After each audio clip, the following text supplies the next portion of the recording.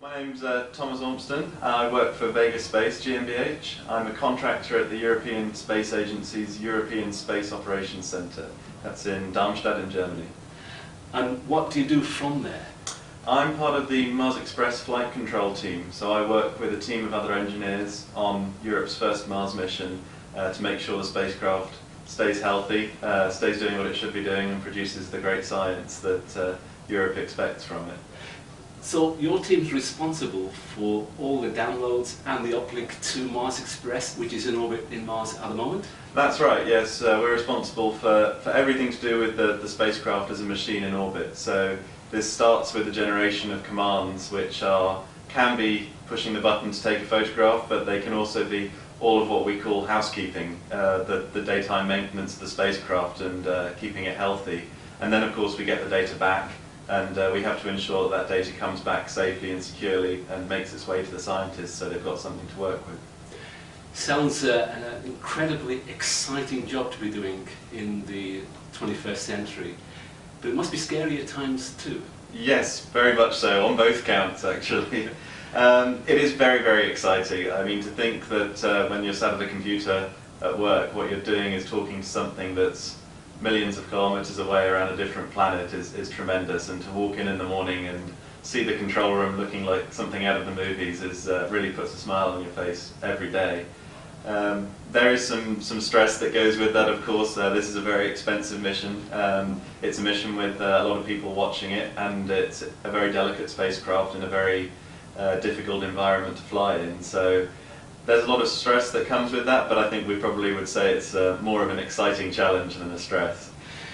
Mars Express arrived at Mars in 2003. Yes. Have you been involved with it since then? I haven't actually, no. In 2003 I was a student at the University of Birmingham, and I was watching the launch on the news, and was thinking that this is such a great mission, it's an amazing mission that Europe's going to Mars and everything else, and it was a tremendous excitement a couple of years later to graduate and then start working for Vega at ESA, actually on the team of this mission I'd watched launch on the news a couple of years ago. So how long have you been involved in your current role now? I've been on Mars Express now for 5 years. I started my first year, I was on the European Space Agency's graduate program, and then following that I started my work with Vega.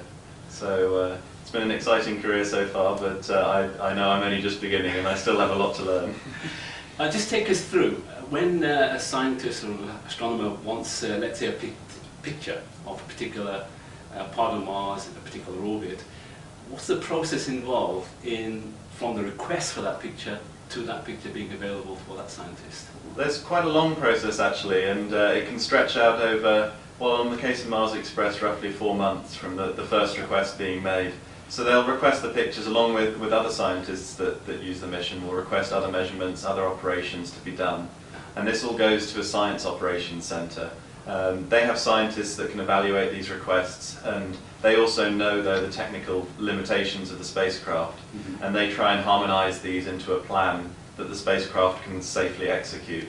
It's often a bit like a jigsaw puzzle with too many pieces. There's a lot to fit in, and you have to do some fairly creative operations to fit all the different requests in and try and get the most possible out of the spacecraft. This then comes to us, and we then evaluate it again technically with our knowledge of how the spacecraft really works, checking that everything's safe, doing the maths behind these plans. Just saying to point at a part of the planet, to point, say, the mountain Olympus Mons, it's not as simple as telling the spacecraft to go there. We have some of the best mathematicians in Europe working at ESOC in our flight dynamics, calculating these things and making sure it all happens safely. Then you get to the point where this is all done, you're all set, you've got command sequences, and the operations you've done, you'll have practiced, you'll have prepared them, you'll have written procedures that tell you exactly how each step is going to go, and you'll have trained on these procedures and simulated them to make sure that everything happens perfect, that it's second nature to you when you're actually doing it. The operation then gets done. In the case of Mars Express, the data is then stored on board until we get a chance to get a contact over either one of Europe's deep space stations or NASA's deep space stations, which can then send the data back down, and then that goes out over the internet to the scientists that requested it some 4 months after the first request goes in. All right. So typically, how long would an image that's been taken by Mars Express be stored on Mars Express before it's transmitted to Earth? Depends a lot on the size of the image, first of all. How big it is, of course, the bigger the image, the harder it is to get down. It also depends a bit on where Mars and the Earth are, because that decides how fast we can downlink. At the moment, Mars is on the far side of the Sun, on the far side of the solar system, so it's a very long way away. It takes us 20 minutes for the signal to travel one way. And to do this, we have to slow down our bit rate. It's like talking slower to try and get over the huge distance that we are away. So in that case, we've got a very limited capability, about 57 kilobits per second to downlink data. Wow. When we're close to the Earth, we can manage up to 228 kilobits, so of course you can get a lot more data down in the time you've got. So at the moment, maybe you have an image taken, it can wait even up to a week or so on board, waiting for the time to downlink, or being downlinked in parts if it's particularly big, to fit into the ground station passes we have. And you keep saying kilobits. Most of our home broadbands are megabits, so that's Absolutely, really slow. yeah, it's really quite slow, but for us it's very fast. 228 kilobits really feels like we're going some, but... And as Mars is today, on the other side of the Sun, are there times when it's just too close to the Sun for you to communicate with? Absolutely, we've just gone through it, we call it conjunction. And at this period we have to preload the spacecraft with a month's worth of commands, because we know that for roughly a month around conjunction, the effect of the beam travelling past the Sun and close to the Sun, and the noise produced by the Sun being seen by our antennas, that's going to cause us serious problems to communicate. First of all, we drop the bit rates to the lowest. Now we're talking down to about 200 bits per second, not even kilobits now, because again, you've got to talk really slow with that kind of interference. And even then, we know that the link is not guaranteed, and we saw it drop out many times during the last conjunction. So you have to let the spacecraft fend for itself for a month. We have to realise that we can't talk to it, because we could do more harm than good if we manage to get part of a command load done and not the rest. And where are the ground stations in Europe for the Deep Space Network? We've actually only got one in Europe, which is Sabreros, not too far from Madrid in Spain. That's one of our 35-metre dishes. We've got another one in New Norcia in Australia, which is near Perth. And we've just started building one called Malague in Argentina, in the high desert there, which is going to be our third station. The idea being that you want 3 stations positioned around the globe to give you constant coverage of deep space. So at the moment you only have 2, Yes. and even with Europe, that's still, as far as European Deep Space Network is concerned, probably a single point of failure, in the sense that if you lose that, then through Europe you don't have any connectivity. So is that in part why you used NASA? No, I mean NASA is more that, I mean any mission will tell you they'll take all the ground station time they can get, so because it helps us get the data down. We're very confident that the stations won't go down.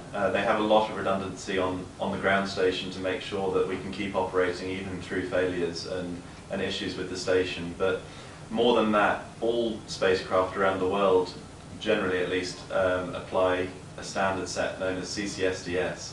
It's a global committee that decides on the nuts and bolts really of downlinking data from spacecraft to make sure that our dishes are compatible with NASA or with JAXA or with the Indian Space Agencies, that everybody's dishes are compatible with each other's. So if somebody needs emergency support, you don't have to do any kind of cross-calibration or anything. You know that your signal's going to work.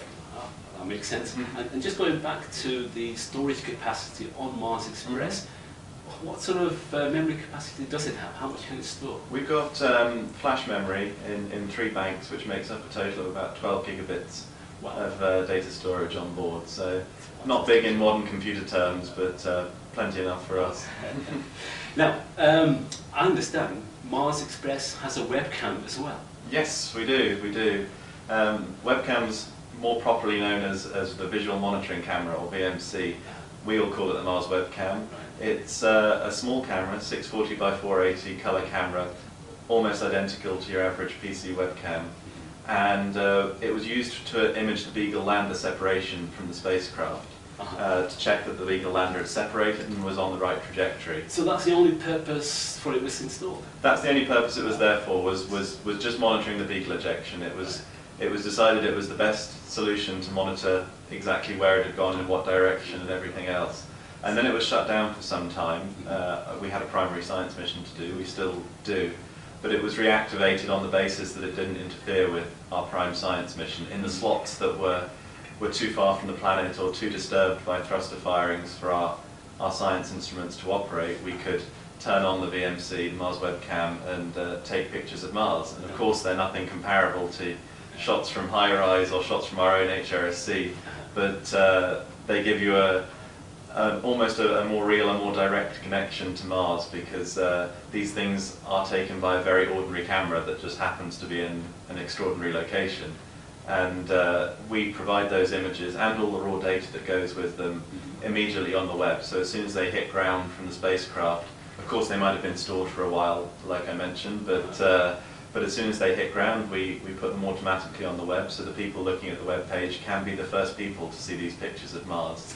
And they can download the data, they can work with these pictures, they can do things with them, enhance the images, pick out features, make artwork with them. We've had all sorts of submissions, and then send that back to us, and we can put it up on the blog to show that they're really working with us, so that it's not just a one-way street. I understand you've got a video of the whole orbit with the webcam. We do. It was a very nice moment, and we're very grateful to the rest of the mission to have allotted one whole orbit for us to take images with the webcam. It takes 7 hours for us to go around Mars, and we're in a very elliptical orbit. So we start very high out, about 11,000 kilometers, and come to about 300 kilometers. And so we took one picture every minute. That's as fast as it can image, all the way through this whole 7-hour orbit. And you see us flying in over the mountains, the great volcanoes of Mars. Then we go over the night side, coming out low down and fast over the North Pole, and then climb back up away from the planet. You see the planet spinning in the movie, and you see the track of Phobos as Phobos passes between Mars and the camera, so you see the small shadow flit across the image towards the end. So, there's nothing better that illustrates the orbit of Mars Express than that very short. Absolutely. Oh, it absolutely does. You really see that Kepler's laws work. You see us speed up as we come in towards the planet, and then slow down as we climb back up away towards our epicenter. So it's very exciting. What is the web address for this? You can find it all at www.esa.int/VMC, VMC in small letters. So that will take you to the Mars webcam blog, where you'll see the new images updating. And if you want to submit your own images, we're more than happy to put them up there on the blog as well. And there's a link as well on that blog to the movie itself and to all the raw images. We don't claim to be video processing experts. If someone can make a better video of the movie than we did, then we'd love to see it and we'd love to publish it. And finally, Tom, Mars Express has been there now for over 8 years. How much future life has it got? Well, we're confident that technically we can keep the spacecraft flying for quite a long time. We're constantly looking at new ways to improve its lifetime, and new ways to check that the spacecraft is healthy, and to spot problems that might come up and correct them ahead of time. At the moment we're funded until 2012, the end of 2012. We've got operations until, and then after that we get reviewed by the European Space Agency on our scientific merit and of course our technical ability, whether we can technically carry on flying. And we're confident that the work we do at ESOC means the spacecraft will stay healthy and stay flying as long as people want it to. Well, I know in your care it's done a great job, and my thanks to you and your team for doing that for such a long time. And thanks very much for your time just now. No problem, thank you very much.